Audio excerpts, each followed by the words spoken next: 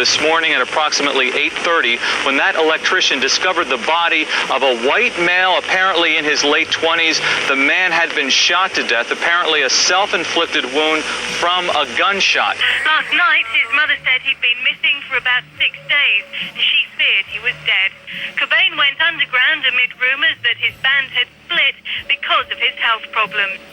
Kurt Cobain, a private investigator named Tom Grant, hired by Kurt's widowed wife, Courtney Love, to find the star after he skipped rehab. There was evidence of lies, contradictions in logic, and countless inconsistencies surrounding the facts of the death. He suspected Kurt would not be able to inject as much heroin as was found in his body and then be fit to take his own life. And yesterday, an electrician discovered his body. Kurt Loder with an MTV News special report on a very sad day. Kurt Cobain, the leader of one of rock's most gifted and promising bands.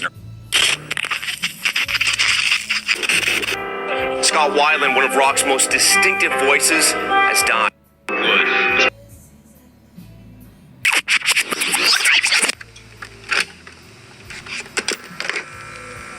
Until I was about 8 years old, I had an extremely happy childhood, a really good one with a totally affectionate mother, and she was totally supportive in helping me do art. I was always drawing and reading, and she was really into supporting me, and I had a great time, a really good childhood during that time. I had everything in focus. I knew exactly what I was going to do, and nothing could stop me.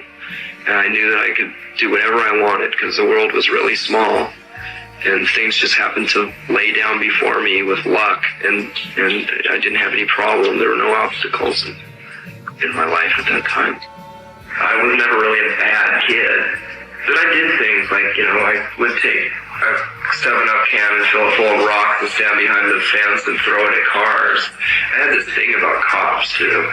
I had this saying called corn on the cops, the cops are coming, they're going to kill you.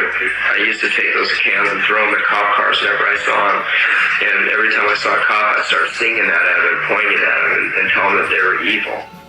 And my Aunt Mary, she's definitely the most helpful person in my life as far as music, because she gave me an electric Hawaiian guitar and an amplifier when I was like 8 years old, and she was the one responsible for giving me the Beatles records.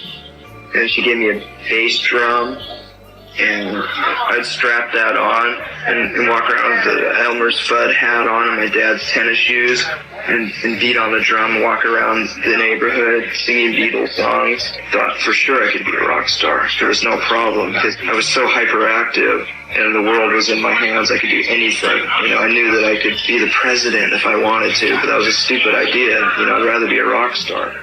All these kids my age found themselves asking the question at the same time, why in the fuck are my parents getting divorced? What's going on? All my other friends' parents are getting divorces too. Something's not right. Somehow, the way that our parents were brought up isn't the way it's supposed to be. They fucked up somehow. They're living in a fantasy world, so they must have done something wrong. They got a divorce. They had to sow their oats, just like my mom did. They had to start drinking when they were 30, and really confused and going and fucking up over and over again with raising their children as teenagers because they don't understand the things that those kids need. Subscribe to Wolf News for more daily news.